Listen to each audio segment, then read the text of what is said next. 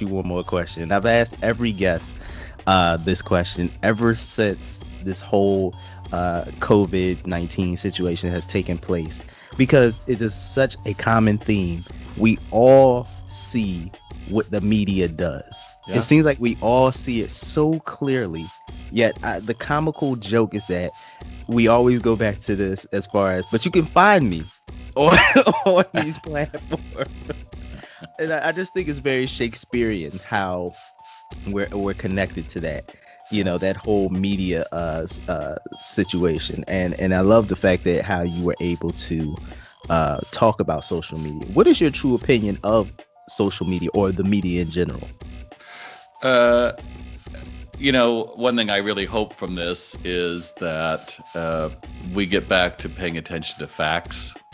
Facts is what matters, not opinions. I don't really care what somebody feels. If you're going to tell me that, this virus is affecting people over 70, you need to do this and this. It's not an opinion to say, well, I don't believe that. I'm sorry, it's a fact. If that's the fact, then what it is.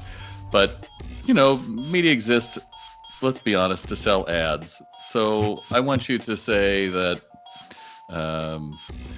there was a shooting in your neighborhood, stay by. And now we're going to sell you Grampers for your, dad who needs diapers, to jelly, to whatever. And that's what fuels it. And so just understand that our goal is to, just like a lottery machine, just like a slot machine, is for you to keep sitting there in front of it and just let it mindlessly go over you so that we can sell you more things. So that's why I say, read the front page. Certainly, if you're so inclined, go through and limit it. But make no mistake, most of what you're going to find there isn't going to make you feel more powerful or hopeful.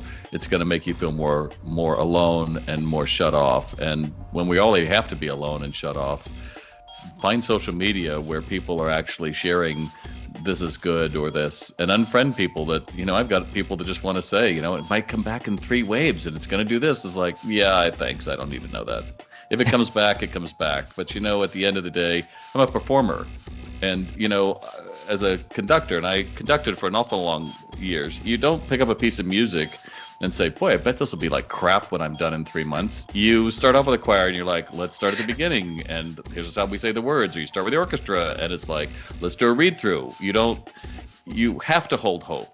You have to hold hope because ultimately without it, nothing works in your life. And we all know those energy vampires where it sucks to be you and you want to tell me about it. And it's like, when I start hearing that, I'm like, you win, you have the worst life. Great.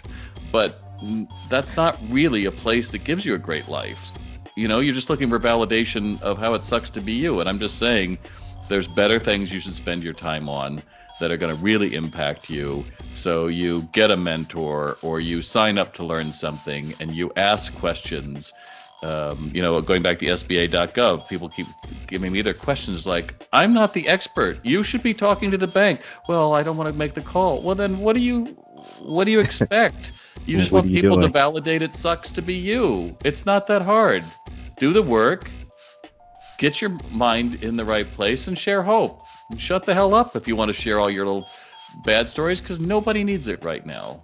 There's enough unhelpful information out there to fill a, I don't have a good analogy, fill a wheelbarrow, I don't Grand know. Canyon. There you go.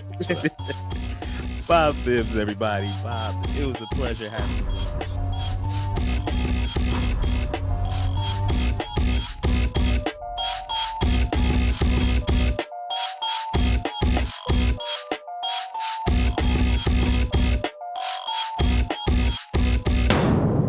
You're now tuned in to the De La Fit podcast.